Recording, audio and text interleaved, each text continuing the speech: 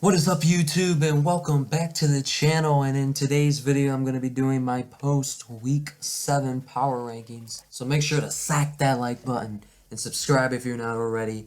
Man, let's get right into the video. So coming in at number 32, we got the only winless team left in the NFL, and the Detroit Lions, sitting at 0-7.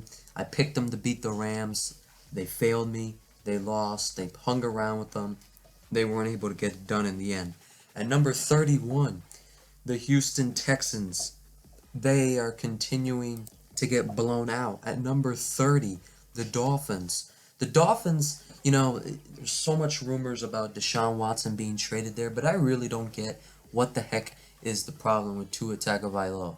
The man threw 4 touchdowns, over 400 yards, and went 32 of 40 against the Falcons, and they still lost. Clearly, Tua isn't the problem. Yeah, sure, he threw 2 picks, but he's the one who kept you in that game. He outplayed Matt Ryan and still lost because his defense couldn't make stops when it mattered most, and just couldn't really stop the Falcons at all throughout most of the game. At number 29, the Jets.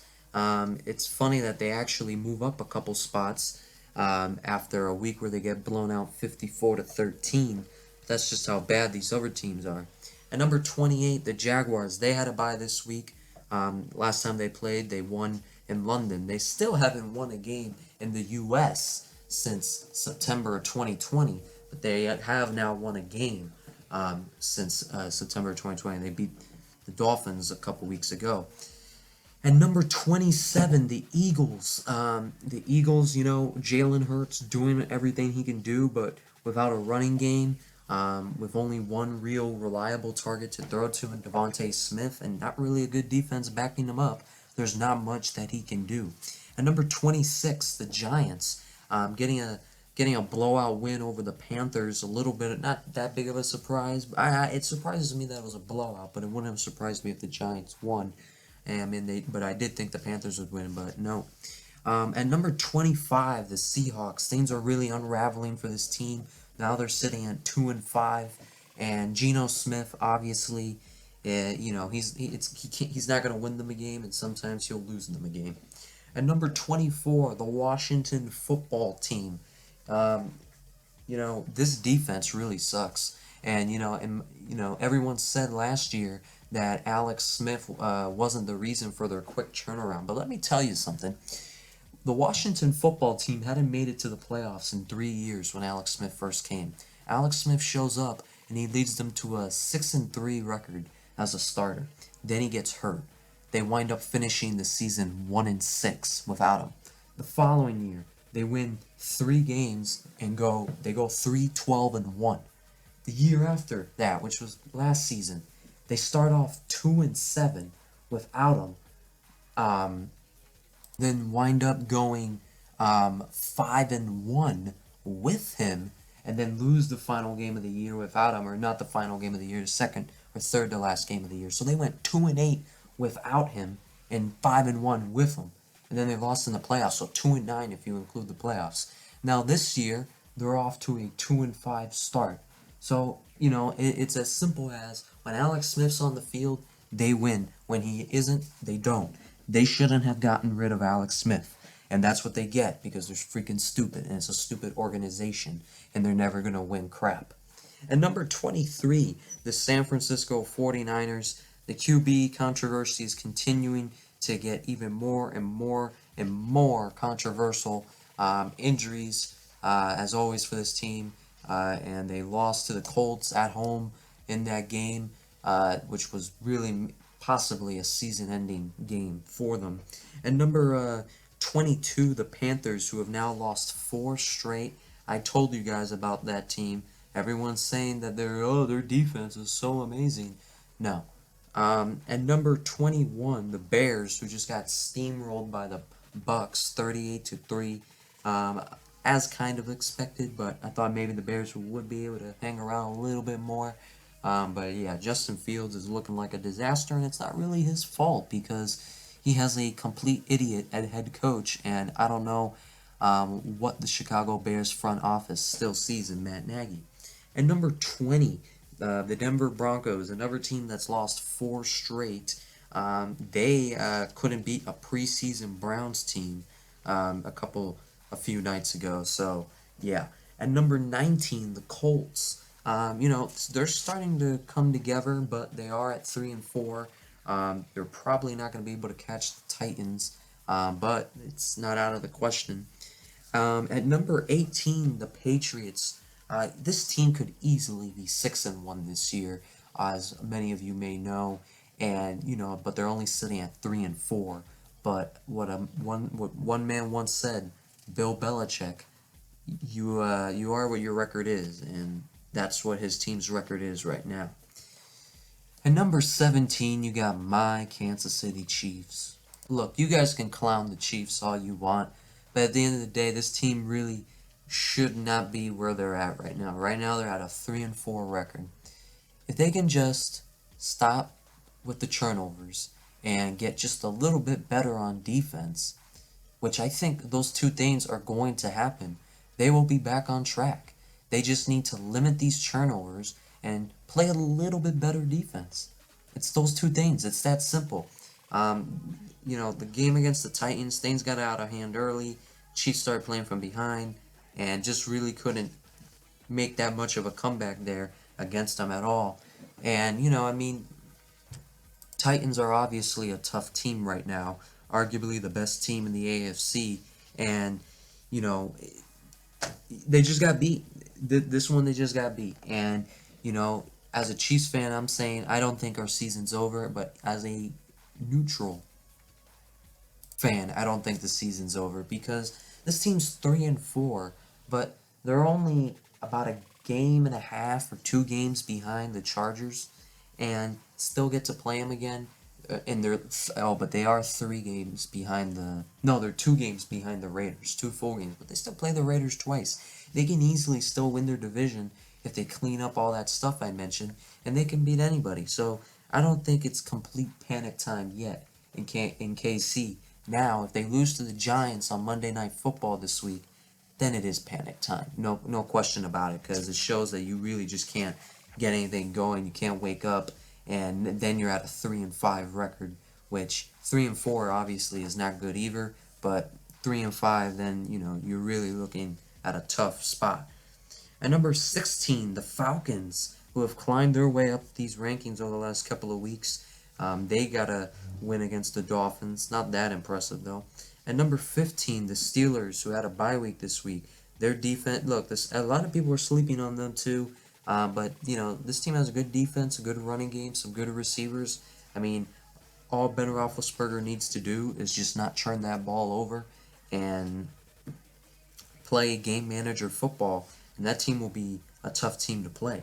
At number 14, the Vikings, another team that their main weakness is quarterback with Kirk Cousins, but other than that, they have a great running back. They have great running backs. They got great receivers. They got a good defense. The O-line and the tight end group could be improved, but they had a bye this past week, but they got a big game Sunday night next week against the Cowboys. I don't think they'll win it, but that could be a very interesting game. And number 13, the Browns. The Browns proved that really anyone can run in that offense. D'Ernest Johnson, the undrafted rookie, I believe, or no, he's not a rookie anymore, but he's an undrafted player, and he just ran all over that so-called top Broncos defense. And number 12, the Saints, who got that win last night against the Seahawks in an old-fashioned defensive battle. This is another team that, no one's really paying attention to, but this team has a top 5 defense, and they got a top 5 running back. And Jameis Winston, say what you want, but if he cleans up the turnovers, which he has cleaned them up this season, if he's cooking, he's one of the best in the NFL when he's cooking. And if he's not turning it over, that just makes him even better. And with Michael Thomas coming back too, assuming they don't trade him, that's just going to make them even better. At number 11, the Chargers. They had a bye week this week as well. They, last we saw them, they got spanked by the Ravens. But, West Coast traveling to East Coast in a 1 o'clock window is always very tough. and you usually see that team is not themselves. So I don't think that should be a defining game for Justin Herbert and the Chargers. At number 10, I got the Bills. The Bills also coming off a bye week this week. They're coming off that loss to that heartbreaking loss to the Titans, and they find themselves as the 4th seed in the AFC all of a sudden. But it's still very early, I mind you, though, to be looking at seeding. But yeah, but the Bills, you know, they're obviously a contender there, but I have my doubts about them. At number 9, the Ravens. The Ravens just got blown out by the Bengals at home. I don't think anyone saw that blowout coming. I think most people thought the Ravens would win that game, and the people who thought the Bengals would win, I don't think thought that they would win it 41-17. But no, the Ravens got completely blown out. I believe I heard that is the worst loss for the Ravens during the Lamar Jackson era. Lamar Jackson in the second half, or pretty much midway third quarter on, just got completely shut down. And it's very intriguing to me how good this Bengals defense is playing, because if you look at them, you would think that this front seven sucks. Like, I don't know how a team like the Ravens, who's like one of the best running teams in the NFL, if not the best, is not able to get a significant and really strong running game going against a team with a weak front seven like the Bengals, and a team that kind of hinges on their secondary. But no, so very interesting there. At number 8, the Raiders got another win. They have proven that the John Gruden scandal is not getting into their heads. They are looking good. They're first in the West. I hate to say that out loud, but right now they're number 8. At number 7, the Bengals, the team we just talked about. Joe Burrow looking really good. Joe Burrow is one of my favorite quarterbacks in the NFL right now, and I knew that he would be able to get this team together this year. I definitely did not expect, though, for them to be sitting at 5-2, being the number 1 seed in the AFC at this point in the season, even though it's not that deep into the season. And before the season began, in the preseason and in practice, everyone was knocking on Jamar Chase, saying, look at all these drops, he's gonna suck, this and that. Before the season began, I told you guys he was my Rookie of the Year prediction. And I think right now you ask anybody, and they will say he is the front runner. Because if you look at the top rookies, I mean, quarterback-wise, it's not Trevor Lawrence. It's definitely not Zach Wilson. It's definitely not Trey Lance. He's barely played, and when he's had, it's been very erratic. And it's definitely not Mac Jones, not either. I mean, Mac Jones has played well. He's definitely the best of the quarterbacks, but it's not really something that he hasn't really jumped out at you. And then the other rookie who's been playing a lot, which definitely was not expected for him to be playing this early in his career, is Davis Mills, but it's not him either. So I mean, and then when you look at running backs, really, Travis Etienne's out for the year, as we know. He was the second big running back coming out of college, but the top one, Najee Harris, he's having a good year, but I wouldn't say outdoes Jamar Chase. And then Jalen Waddle, he's had a couple of good games, but not enough to outdo Chase. And in Devontae Smith, he's also looking good too, but not as well as Chase. So I think Chase is a clear front runner for Rookie of the Year. And then on the defensive side of the ball, there really isn't anyone else who sticks out. So everyone was saying that the Bengals should have taken Penei Sewell with that 4th overall pick, or 5th overall pick. But you look at it now, Penei Sewell's struggling over there in Detroit, while Jamar Chase is looking like a wide receiver 1 for this Bengals team. And the connection between Joe Burrow and Jamar Chase is very real, and teams need to fear that. At number 6, the Titans. The Titans, they just beat pretty much the 2 kings of the AFC coming into this season. You may argue the Chiefs and Bills aren't the kings anymore right now, but coming into the season, it was the Chiefs and the Bills, and they beat the Bills, and then they blew out the Chiefs. So the Chiefs actually were able to slow down Derrick Henry pretty well, and they shut out the Titans in that second half. But I feel like the Titans kind of were playing a chewing the clock strategy more than a scoring strategy in that second half. Yeah, I mean, Titans are definitely looking good right now. And but I just wonder, how do you lose to the Jets and struggle with the Jaguars, but then beat the Bills and the Chiefs then? And number 5, the Cowboys. They are coming off a bye. Obviously, they're looking very strong. Defense is looking much better than last year. Dak is playing the best football of his career. Zeke is coming back into form, and CeeDee Lamb is breaking out. Really, the only disappointment I think for them is Amari Cooper, who did have a good first couple of weeks, but the production has definitely gone down over the past couple of games. At number 4, the Packers. This is a team that's not going to win the Super Bowl, and I really don't see them as a true Super Bowl contender until they're actually in the Super Bowl, because this team I've just seen choke one too many times this past decade. But as in right now, they're definitely looking like a team that is arguably the best in the NFL, and they got a big one coming up against Arizona this Thursday.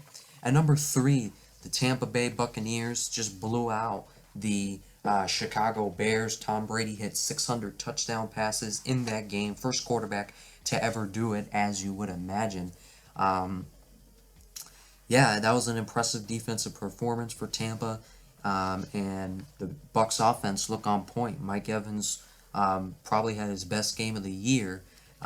So yeah, and then at number 2, we got the Rams, who struggled a bit with the Lions, but I don't think that's something to be concerned of if you're the Lions, because the Rams, because the Lions have been playing a lot of teams tough lately, tough teams too, and you were facing a former quarterback, and Stafford was facing his former team, so a lot of motion in the air during that game.